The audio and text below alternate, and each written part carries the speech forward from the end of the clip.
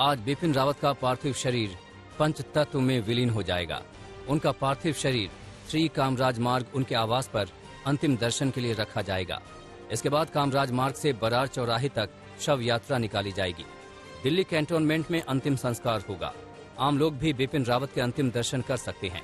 सुबह 11 से 12:30 बजे तक गणमान्य और सामान्य नागरिक अंतिम दर्शन करेंगे, जबकि दोपहर 12:30 बजे से 1:30 बजे तक सैन्य कर्मी जनरल बिपिन रावत के अंतिम दर्शन करेंगे। राहुल गांधी सुबह करीब 9:30 बजे कामराज रोड पर सीडीएस जनरल बिपिन रावत और उनकी पत्नी को श्रद्धांजलि देंगे। कल रात करीब 8 बजे तमिलनाडु के सुलूर से उनका पार्थिव शरीर पालम एयरबेस पहुंचा, जहां श्रद्धांजलि सभा में लोग शामिल हुए। प्रधानमंत्री नरेंद्र मोदी भी बिपिन रावत को श्रद्धांजलि देने पालम एयरबेस पहुंचे, जहां बिपिन रावत पर पुष्प समर्पित कर उन्हें नमन किया। इसके अलावा हादसे में जान गंवाने वाले बाकी वीर जवानों को भी पीएम ने श्रद्धांजलि दी, जिसके बाद पीएम ने परिजनों से भी बात की और हादसे पर खेद व्यक्त किया। पीएम के अलावा रक्षा मंत्री राजनाथ सिंह ने भी बिपिन रावत को श्रद्धांजलि दी। इसके अलावा तीनों सेना के प्रमुख और एनएसए अजीत डोभाल भी कार्यक्रम में शामिल हुए। कुन्नूर हादसे में जान गंवाने वाले 14 में से केवल 3 पार्थिव शरीरों की पहचान संभव हो पाई है, जिनमें सीडीएस जनरल बिपिन रावत, उनकी पत्नी मधुलिका रावत और ब्रिगेडियर एलएस लीडर शामिल हैं। श्रद्धांजलि के बाद तीनों पार्थिव शरीर अंतिम धार्मिक संस्कार के लिए परिजनों को सौंप दिए गए। बाकी शवों की पहचान की प्रक्रिया जारी है। तब तक आर्मी बेस हॉस्पिटल में उन पार्थिव शरीरों को रखा जाएगा। सभी मृतकों के उचित सैन्य सम्मान के साथ अंत्येष्टि की योजना बनाई जा रही है और उनके करीबी और परिवार के सदस्यों के साथ बातचीत की जा रही है। कुन्नूर हादसे की जांच के आदेश दे दिए गए हैं। इस घटना की जांच एयर मार्शल मानवेंद्र सिंह को सौंपी गई है, जिसमें तीनों सेना के अधिकारी शामिल होंगे। Air marshal Manvendra Singh CDS Bipin Rawat helicopter दुर्घटना की त्रिसेवा जांच का नेतृत्व करेंगे। मानवेंद्र सिंह भारतीय वायुसेना के प्रशिक्षण कमान के कमांडर हैं और खुद एक हेलीकॉप्टर पायलट हैं। कुन्नूर में हादसे वाली जगह से ब्लैक बॉक्स बरामद कर लिया गया है। इससे ही हादसे की असल वजह सामने आ पाएगी। ब्लैक बॉक्स स्टील या टाइटेनियम से बने इलेक्ट्रिक रिकॉर्डिंग डिवाइस है, जो विमान के क्रैश होने पर जांचकर्ताओं को हादसे की वजह जानने में मदद करती है। कल संसद भवन में जनरल बिपिन रावत और कन्नूर हादसे में जान गंवाने वाले बाकी जवानों को श्रद्धांजलि दी गई। संसद में 2 मिनट का मौन रखा गया, जिसके बाद रक्षा मंत्री राजनाथ सिंह ने हादसे से जुड़ी जानकारी दी। विपक्ष ने भी अपना प्रदर्शन का कार्यक्रम रद्द कर दिया। हालांकि संसद में विपक्ष के नेताओं को बोलने का मौका नहीं मिला, जिसे लेकर उन्होंने नाराजगी जाहिर की।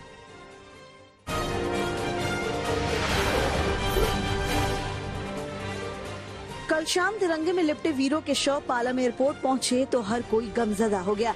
एयरपोर्ट पर सीडीएस जनरल बिपिन रावत का परिवार मौजूद था।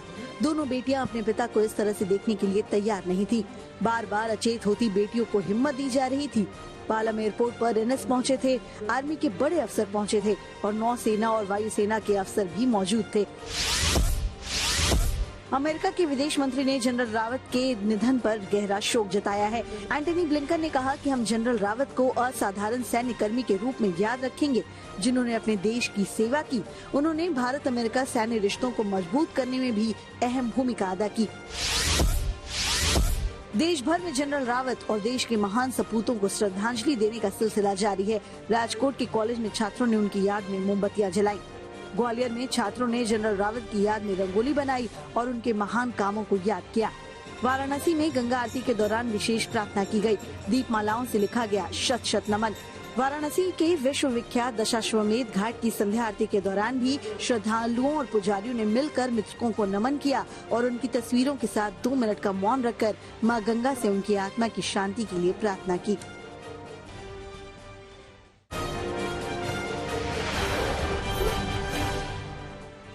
दिल्ली की सीमाओं पर बीते 14 महीनों से डटे किसानों ने आंदोलन की समाप्ति का ऐलान कर दिया है। 11 दिसंबर से सिंघू बॉर्डर, गाजीपुर बॉर्डर समेत तमाम जगहों से किसान घर वापसी शुरू कर देंगे। इसके बाद 13 दिसंबर को किसान अमृतसर के स्वर्ण मंदिर में अरदास करेंगे और अपने घरों को पहुंच जाएंगे। सरकार की ओर से मिले नए प्रस्ताव पर किसान संगठनों में सैद्धांतिक सहमति पहले बन गई थी, लेकिन गुरुवार दोपहर को इस पर लंबी चर्चा के बाद फैसला हुआ। इस मीटिंग में किसान संगठनों के 200 से ज्यादा प्रतिनिधि मौजूद थे। किसान मोर्चा ने साफ किया है कि आंदोलन को खत्म नहीं किया जा रहा है, इसे अभी स्थगित किया गया है। अगर सरकार दाएं बाएं होती है तो आंदोलन फिर शुरू करने का फैसला लिया जा सकता है। 15 जनवरी को संयुक्त किसान मोर्चा की फिर बैठक होगी, जिसमें समीक्षा होगी। किसानों ने आंदोलन को किसानों की जीत बताया। वहीं कई जगहों पर किसानों ने जश्न भी मनाया। घर वापसी का ऐलान है। 11 तारीख से जाने शुरू होंगे लोग। और कल एक दुखद घटना है, उनका अंतिम संस्कार, जो हमारे शहीद हुए हैं, जो जवान हैं, उसके साथ में देश के दुख की घड़ी में हम देश के साथ में खड़े हुए हैं, जवानों के साथ में खड़े हुए हैं। और परसों के बाद में अपना लोग अपने ढोल वोल लेकर अपने गांव की तरफ को प्रस्थान करेंगे। दरबार साहब जाने का प्लान है? दरबार साहब जाने का प्रोग्राम है। और जब जत्थेबंदी जाएगी, साथ 13 तारीख का है, तो दरबार साहब हम सबसे पहले, घर जाने से पहले एक बार दरबार साहब जाएंगे। कोरोना के नए म्यूटेंट वेरिएंट ओमिक्रॉन को देखते हुए सरकार की सख्ती बढ़ रही है। सरकार ने अंतर्राष्ट्रीय उड़ानों पर लगी रोक को 31 जनवरी तक बरकरार रखने का निर्णय लिया है। ये पाबंदी ऑल कार्गो फ्लाइट और स्पेशल मंजूरी प्राप्त फ्लाइट के लिए नहीं है। कोविड-19 के खतरे को देखते हुए 26 नवंबर 2021 को जारी सर्कुलर में कुछ बदलाव किए गए हैं। लालू प्रसाद यादव के छोटे बेटे और बिहार के पूर्व उप मुख्यमंत्री तेजस्वी यादव ने गुरुवार को शादी रचा ली है। तेजस्वी यादव ने दिल्ली के एलेक्सिस से शादी रचाई है। दोनों की शादी हिंदू रीति रिवाज के साथ संपन्न हुई। तेजस्वी और एलेक्सिस दोनों एक दूसरे को 6 साल से जानते हैं और पुराने दोस्त हैं। शादी तेजस्वी की बहन के सैनिक फार्म हाउस में हुई, जहां करीबी लोगों ने शिरकत की। बॉलीवुड एक्टर कटरीना कैफ और विक्की कौशल भी शादी के बंधन में बंध गए हैं। कटरीना कैफ ने इंस्टा पर शादी की तस्वीरें शेयर कर अपनी शादी का ऐलान किया है। विक्की कौशल और कटरीना कैफ की शादी की तस्वीरों के साथ उनकी वरमाला का वीडियो भी सामने आ गया है। आतिशबाजी, ढोल नगाड़ों के साथ मेहमानों के बीच कपल की वरमाला हुई। कटरीना ने रेड कलर का लहंगा और विक्की ने ऑफ व्हाइट शेरवानी पहनी। राजस्थान के सवाई माधोपुर स्थित 6 सेंसेस फोर्ट में दोनों की शादी संपन्न हुई।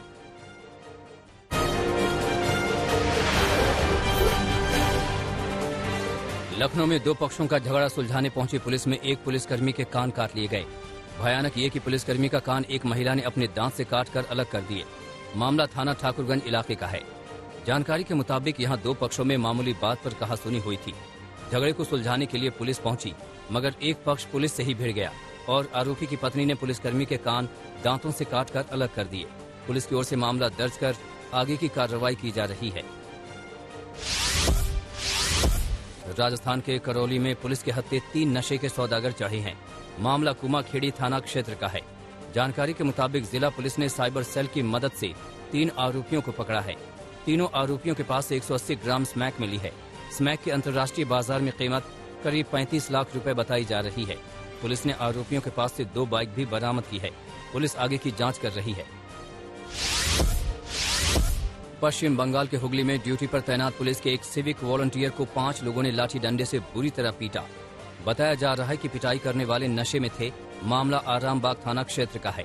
जानकारी के मुताबिक नशे में धुत 5 लोगों से वॉलंटियर की बहस हुई थी, जिसके बाद 5 ने मिलकर वॉलंटियर को पीटा। सूचना मिलते ही मौके पर भारी भरकम पुलिस फोर्स पहुंची, जहां 4 लोगों को नशे की हालत में पुलिस ने गिरफ्तार कर लिया। एक की तलाश जारी है। कानपुर में जालौन के एक प्रतियोगी छात्र ने फांसी लगाकर जान दे दी। मामला कल्याणपुर थाना क्षेत्र का है। प्रतियोगी छात्र ने मरने से पहले अपनी प्रेमिका की तस्वीर पर लिखा प्यार में धोखे की बात लिखी थी। साथ में सुसाइड नोट में ये भी लिखा कि उसकी प्रेमिका को परेशान न किया जाए। प्रतियोगी छात्र एक हॉस्टल में रहकर तैयारी कर रहा था। पुलिस ने शव को पोस्टमार्टम के लिए भेज दिया है और आगे की कार्रवाई में जुट गई है। मध्य प्रदेश के सागर में जीआरपी ने भारी मात्रा में गांजे की खेप बरामद की है। मामला सागर जीआरपी थाना का है, जहां जीआरपी को रेलवे यार्ड में खड़ी एक मालगाड़ी की बोगी से 2 क्विंटल 64 किलो से ज्यादा गांजा बरामद हुआ है। ये गांजा 11 बोरियों में रखे गए थे।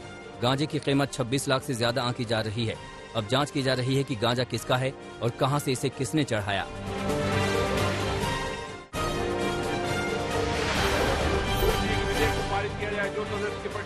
ईडी और सीबीआई के निदेशकों का कार्यकाल 2 साल से बढ़ाकर 5 साल तक के लिए किए जाने के प्रावधान वाले विधेयकों को गुरुवार को लोकसभा से मंजूरी मिल गई।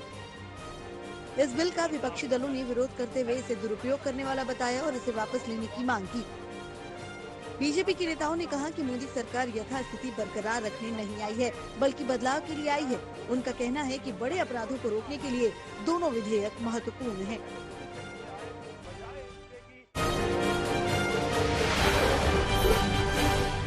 अमेरिका ने भारत के पहले सीडीएस जनरल बिपिन रावत के असामयिक निधन पर दुख जताया है।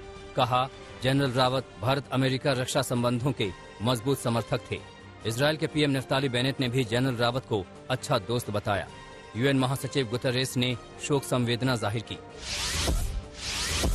कोरोना के नए वेरिएंट से घबराई दुनिया के लिए WHO ने नया सुझाव दिया है। स्वास्थ्य समस्याओं और वैक्सीन के निष्क्रिय होने से पहले तुरंत ही बूस्टर डोज दी जाए। ओमिक्रॉन संक्रमण पर ब्रिटेन के स्वास्थ्य मंत्री ने सख्त चेतावनी दी है।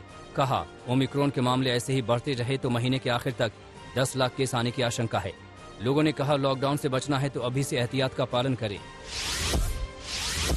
साउथ कोरिया के सेजोंग में छात्रों के लिए वैक्सीन पास अनिवार्य किए जाने को लेकर विरोध प्रदर्शन हुआ। अभिभावकों के संगठन ने सरकार के फैसले पर आपत्ति जताई। साउथ कोरिया में 12 साल से ज्यादा उम्र के बच्चों के लिए वैक्सीन पास अनिवार्य किया गया है। इटली ने बाजार प्रभुत्व कानून का उल्लंघन करने पर ई-कॉमर्स कंपनी अमेजॉन पर $1.3 अरब का जुर्माना लगाया। अमेजॉन ने इटली के इस जुर्माने को लेकर असहमति जताई।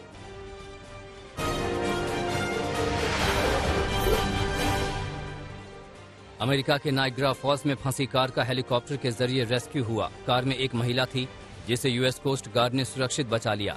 नदी में कार कैसे पहुंची इसकी जानकारी अभी नहीं मिल पाई है। स्कॉटलैंड के फाइफ में एक पावर स्टेशन की विशाल चिमनी को बम के जरिए जमींदोज कर दिया गया। 600 फीट ऊंची पावर स्टेशन की ये चिमनी 5 दशक से ज्यादा पुरानी थी। कोयले से बिजली बनाने में होने वाले प्रदूषण की वजह से ये फैसला लिया गया। चीन ने विंटर ओलंपिक में न्यूजीलैंड के खिलाड़ियों का स्वागत किया। साथ ही न्यूजीलैंड के वित्त मंत्री के विंटर ओलंपिक बहिष्कार वाले बयान को लेकर विश्व समुदाय ने चेतावनी दी। कहा, खेल में राजनीति नहीं की जानी चाहिए। अमेरिका, ऑस्ट्रेलिया, ब्रिटेन और कनाडा विंटर ओलंपिक का बहिष्कार कर चुके हैं। चैंपियंस लीग के नॉकआउट मुकाबले से पहली बार बार्सिलोना बाहर हो गया है। बायर्न म्यूनिख ने बार्सिलोना को 3-0 से हरा दिया है। 5 बार का champions league world champion Barcelona 17 सालों से नॉकआउट मुकाबलों में जीत दर्ज करता आया है। ब्रिटेन के प्रधानमंत्री बोरिस जॉनसन की पत्नी कैरी ने बेटी को जन्म दिया। जॉनसन दंपति को एक लड़का भी है जिसका जन्म अप्रैल 2020 में हुआ था। बच्चे का नाम विलफ्रेड है। जॉनसन को पहले की अपनी शादियों से 5 बच्चे हैं।